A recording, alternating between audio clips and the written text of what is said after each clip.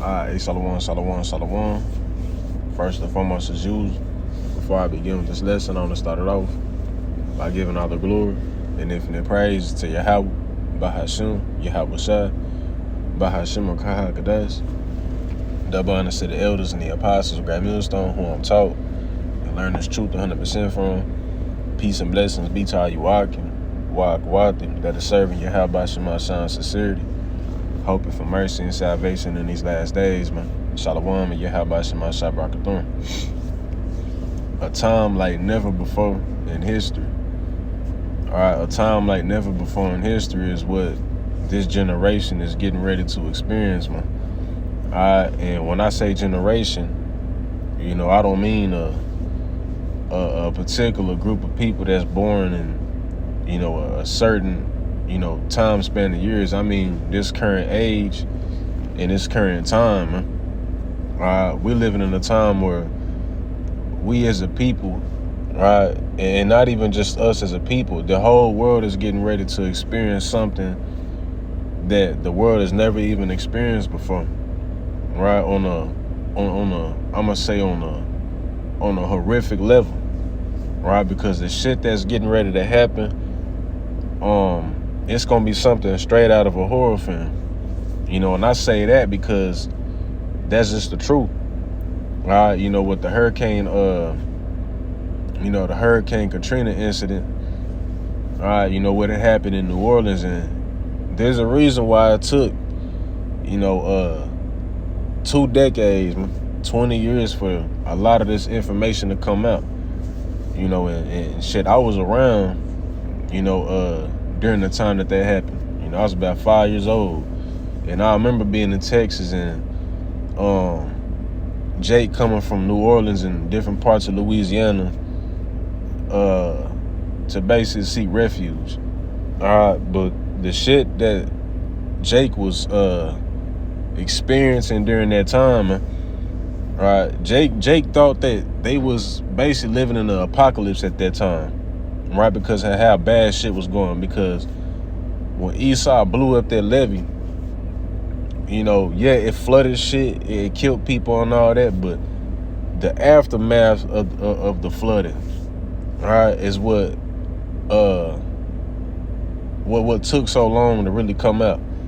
You know what I'm saying? It was basically lawlessness, and it's a couple of clips that I'm gonna, edit in, after I pull this precept, where Jake is basically giving their testimonies on what they was seeing, what they was going through, what they was experiencing and shit at the Superdome. And boy, when I tell you, man, if Jake think that shit was bad, wait until you see what the Most High is gonna bring on the planet in the very near future, bro. Shit like Hurricane Katrina. And don't get me wrong, when Jake was giving their testimonies, I was like, damn. It basically puts Jacob Trouble in a more clear perspective of how bad it's really gonna be, man. Because when the scriptures say that it's gonna be like a time never before, that's what the Lord mean, man.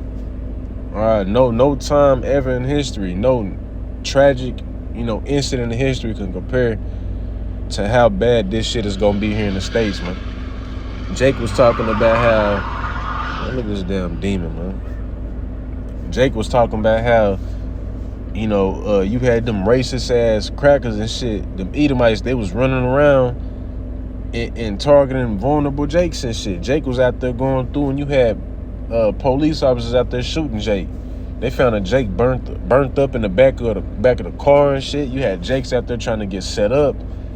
You know what I'm saying? They was finding little girls, women raped with their head cut off and all type of shit.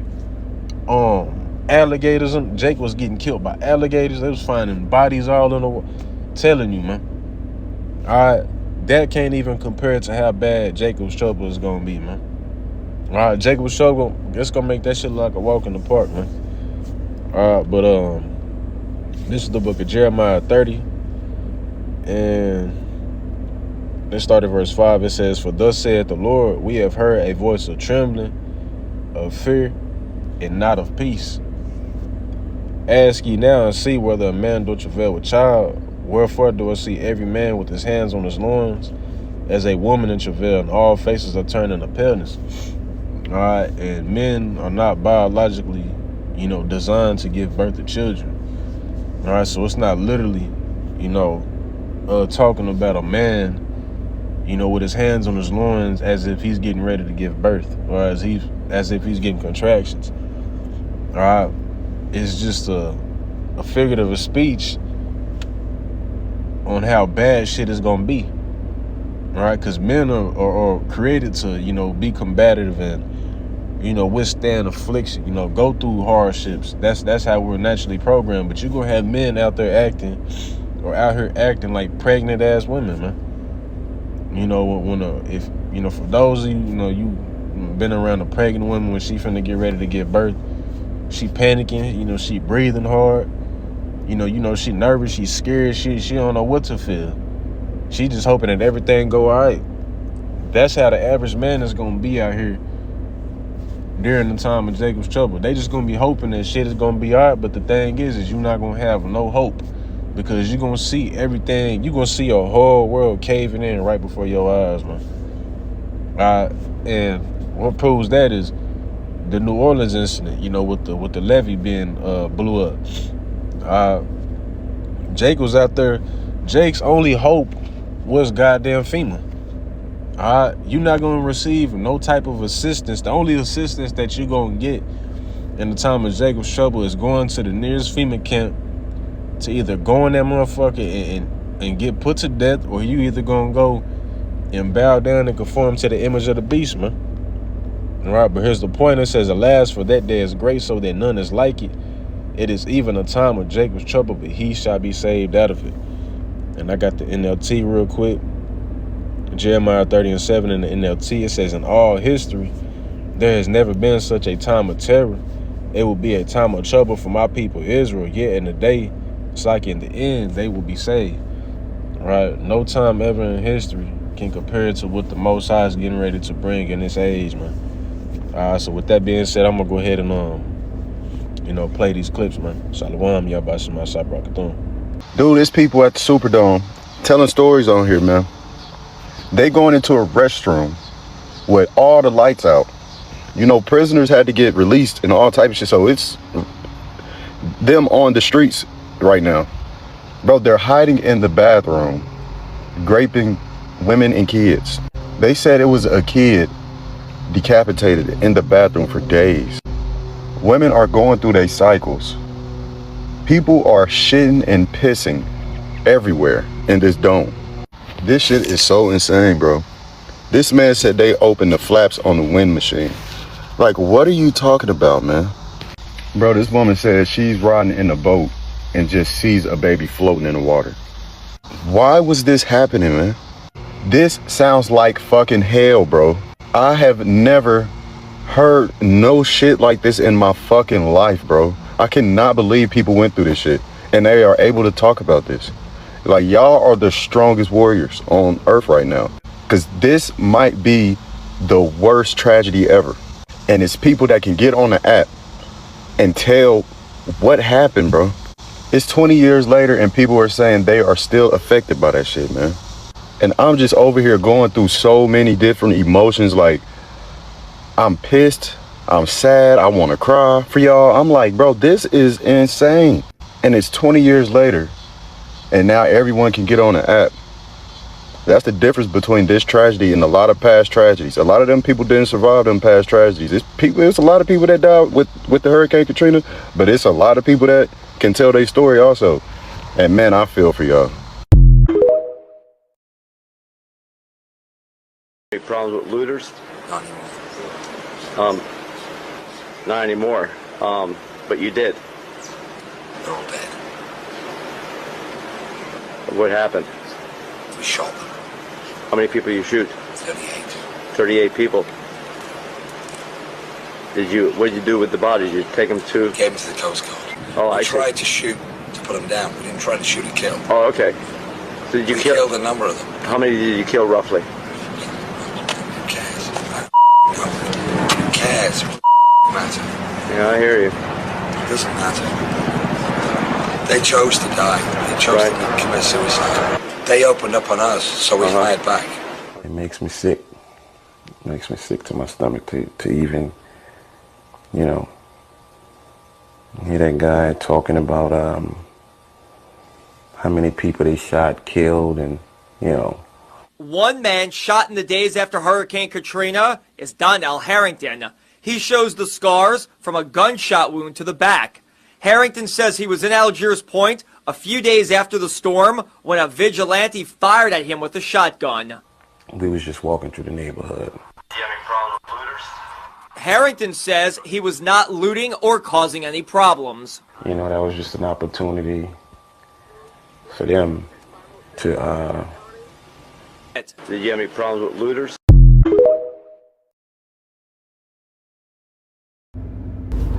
Man, what it? Yeah, man. I've been seeing a lot of people, like young people, they like 35, you know what I'm saying? Like to really have like that real impact, sad story are the people that's gonna be around my age, bro. Like, if you not at least 40 years old, your experience gonna be a little. And I'm not taking or knocking it from nobody. It's a few of y'all that's under 40, but especially like I say, the black men, bro, how we had to make sure the women and the kids was right, bro. Like, for real, everything y'all saying true. You know what I'm saying, bro? It took this many years to get this story out, bro. Like, I'm glad, like, older people, bro, like, you had kids, like, these little kids, they would not know, bro. If you was 5, 6, or hell, even 12, bro, I can't really tell you, you know, how it went, but, bro, the aftermath, bro. I seen this girl, and I gotta give it to her. She say, Houston, Texas, they open their arms up to New Orleans people, Mississippi people, because, bro, just, yeah, think about it, them two big ass states, and some parts of Alabama too. Don't forget about that, bro. Like, this was bad. Like, man, it was like I think we had to end up to getting our help. We had to drive all the way like to Tennessee to like the Red Cross and wait in the hot ass line. They was trying to get us to drive to Alabama just to get all these help cars and shit. Like, man, we wasn't, you know what I'm saying? We couldn't do it. But I got to get my boy Jimmy on here, bro, and let Jimmy tell y'all, bro. Like, dudes my age, homie. Dudes my age. Like, some of the dude, like, bro, how you was? Like, 6? No, nigga, I was an adult. And if you look at it, most of the people who my age who telling their story, bro, they can barely get through that shit like how I was trying to get through it, bro. Like, because it's a way different impact as being an adult have to say it. And I can really truly honestly say, bro, that part changed my life, bro. Man, since then I've been living my life like I get a thrill off of helping people, bro. Man, I go broke helping just to see somebody smile. Cause some of the stuff that we did, bro. And then even after that, like I'm telling you, we was still on the ground after that when the water drained, bro. The crime rate went up, bro. And like I told you, I understand that because, man, them people was in survival mode, bro. Like, bro, I remember 2 females trying to set us up, bro. You know what I'm saying? I never forget that, trying to set us up. But, you know, I'm so on point. You know what I'm saying? End up shaking it off, but bro, it was bad. It wasn't just the police shooting, pew-pewing, let me take that back. I'm new at this stuff, bro, so I might say this for entertainment purpose only. You know what I'm saying? It was bad, bro. In Mississippi, bro, like I say, y'all got flooded. Well, New Orleans got flooded, but bro, Mississippi was under. Boy, when I tell you all the casinos and stuff was literally on land. Like, it was on land, bro. Salute to my boy Jimmy. He is in the country. He down in the comments. Like I say, I'm gonna get him to come on here and do a story, bro. But you gotta be in your 40s, bro, to really have that real traumatic. Bro, man, we was, bro. Let me give y'all this story. Me and Jimmy ended up helping. I want to say this YT dude first, bro. He had a dentist office, and so we like, man, this dude trying to fix up a dentist office, but all these people still out here, bro. Like, man, they was pewing, like, I'm telling you, bro, it was eat or get ate, bro. Like, ever since then, bro, I've been like, I get a chill going to New Orleans. I've went a few times, but it ain't the same, bro. It ain't the same. Like, y'all see the little stuff that been happening. Dude ran and did all the pew porn, ran his truck on Bourbon Street, bro. Like, in a spot that me and my people always be at, cause if you know Bourbon, you keep walking, and if you keep walking down to that end, man, you.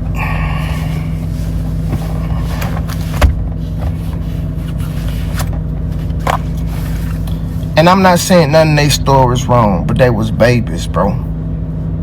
They was babies. Like I tell you, I can give you a story time every single day, bro.